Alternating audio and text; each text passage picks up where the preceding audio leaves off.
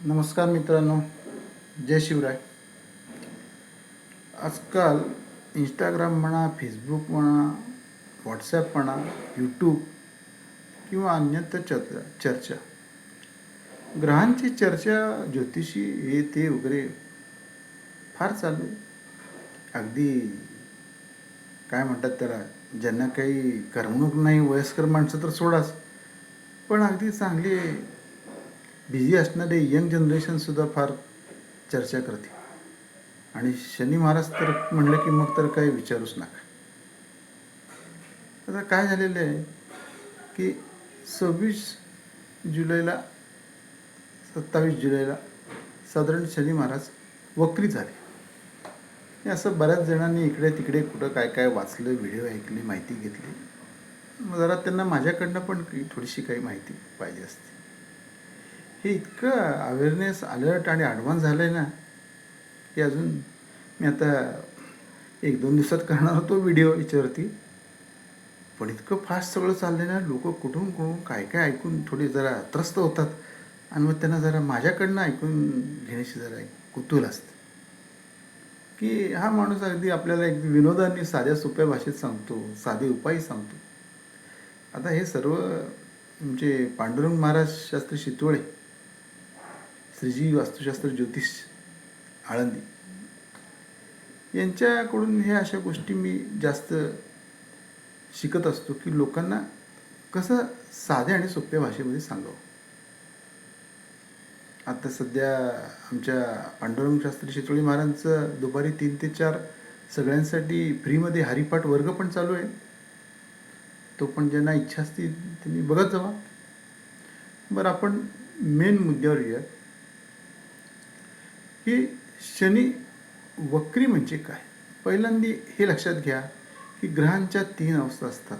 एक असते मार्गी, त्याची काहीच चर्चा होत नाही. अरे लागलाय मार्गाला, आहे बरोबर, पण म्हणत नाही का चालू आहे सगळं नीट. बरं.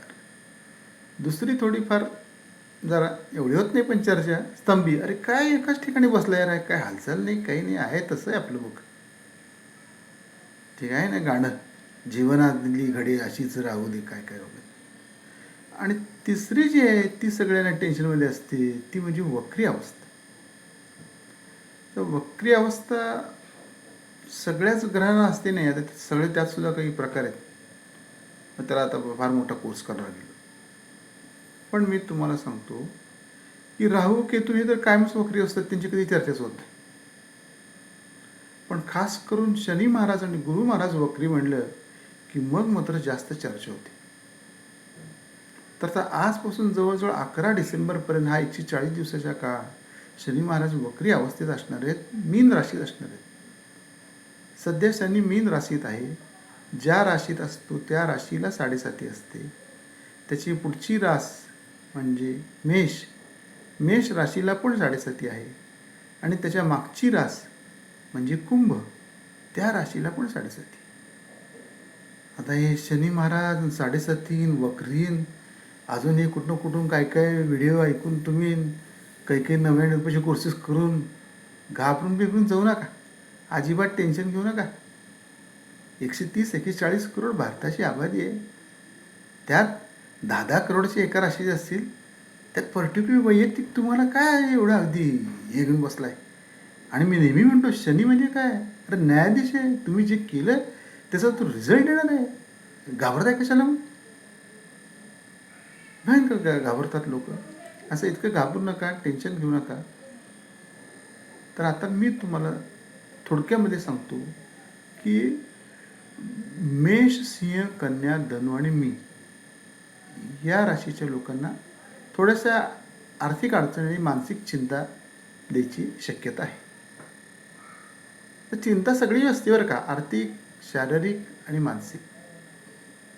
कुणाकुणाला परत एकदा ऐका, मेष, सिंह, कन्या, धनु आणि मीन. मग काय करावं? मानसिक त्रास करून घेऊ नका, हसत खेळत राहा, सोडून द्या, इग्नोर करा.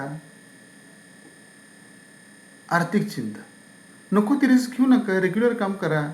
कोणतर आला पाहुणा एकदम त्याला मोठे पैसे दे किंवा कशात तरी गुंतव, नका करू. जरा कशात समजा मनासारखं प्रॉफिट झालं नाही लगे उतावळी होऊ नका, होईल पुढं, अप अँड डाऊन असतं. प्रत्येक धंदा मोसम हा अप अँड डाऊन असतोच ना. आता हॉटेलवाल्यांची किती चिंता आहे बघा. असल्या वातावरणात कुणाला खायला आवडत नाही, खाल्लेलंच पचत नाही. श्रावण आला की घरातही उपास तापास सगळं बनतं. जरा हे सगळं हॉटेलवाल्यांची आता चिंताच झाली की नाही. मग इकडे आमच्यासारख्या ज्योतिषांकडं हॉटेलचा धंदा असलेल्यांची एन्क्वायरी कस्टमर वाढतात. अहो काय धंदाच नाही. अरे धंदा नाही, बाहेर वातावरण कसलं आहे, उपास चालू आहे लोकांची, खाणार कुठनं, जरा थोडं थांबा ना. 12 महिने कुठला तर धंदा कायम असतो काय. बरं आपण मुद्द्यावर बोलू, वेगळा विषय नको काढा.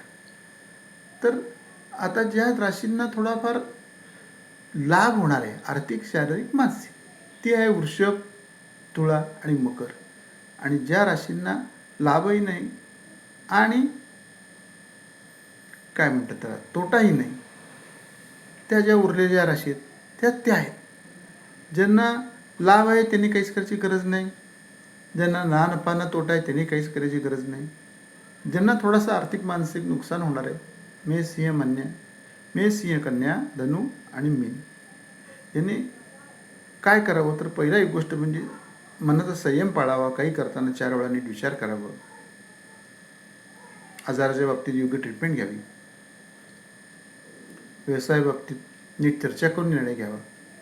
आता परत तुम्ही याच्यावर उपाय काय जर मला म्हणतात तर मी नेहमी सांगत असतो की अपंग व्यक्तीची सेवा करा. त्याला काहीतरी छत्री, घुंगडं, काहीतरी खायला तेलकट पदार्थ म्हणले की नुसतं तेलकट पदार्थच देऊ नका. वडापाव, पुलाव, पुरी भाजी, पण आत्ता चांगला आल्याचा गरम येवलीसारखा चांगला चहा पण त्याला प्या वाटेल ना, तो पण द्या ना त्याच्याबरोबर. जेणेकरून कसं माणूस मिळून खाऊन पिऊन झालं की तुम्हाला आशीर्वाद द्यायला पाहिजे. एकदम आशीर्वाद म्हणजे शुभेच्छा, तृप्त होऊन. आशीर्वादपेक्षा शुभेच्छा किंवा एक तृप्त झालं. मग तुम्ही ते वृद्धाश्रमात देऊ शकता. मग ते वृद्धाश्रमात देताना आपल्या घरचे वृद्ध विसरू नका. आणि ते घरच्या वृद्धांकडे राहायचं दुर्लक्ष आणि तिकडे वृद्धाश्रमात जाऊन काहीतरी वाटत बसतात. तसं नका करू, सगळीकडे लक्ष द्या. तिसरी गोष्ट म्हणजे बांधकाम मजूर, त्यालाही काहीतरी मदत करा, सपोर्ट करा. आणि सगळ्यात महत्त्वाचं म्हणजे शनी महाराजांना स्त्रीचा अपमान केला की चालत नसतं. अशा व्यक्तींना शनी महाराज खूप त्रास देतात. म्हणून घरातीलच काय बाहेरही कुठल्या स्त्रीचा अपमान करू नका. मग आता काही कुणाला म्हणेल मला काही वाचायला वगैरे काही आहे का, हां तुम्ही वाचू शकता ना. शनी महात्म्य वाचा, ओम सम शनेश्वरायांना जप करा. त्यानंतर दशरथ तू शनीसूत्र वाचा. कोण म्हणेल काय अंगठी वगैरे आहे का, शनी महाराजांची अंगठी अशी पत्रिका बघून शनीची पोझिशन बघून सगळं विचार करून द्यावी लागते बरं का. अशी पटकन कोणी शनीची नीलमणी किंवा लाज वरतं त्याचं उपरत नाही तशी अंगठी घालू शकत नाही. हां तुम्ही घोड्याच्या नालीची कट असलेली लोखंडी रिंग कोणीही न बघता घालू शकता. ती आमच्या श्रीजी वास्तुशास्त्र ज्योतिषी आळंदी ऑफिसमध्ये मिळू शकते. आणि मी म्हणतो एक चांगल्या प्रकारे दान करा, जरा जप तप करा, संयम ठेवा, काही टेन्शन घेऊ नका. Good night.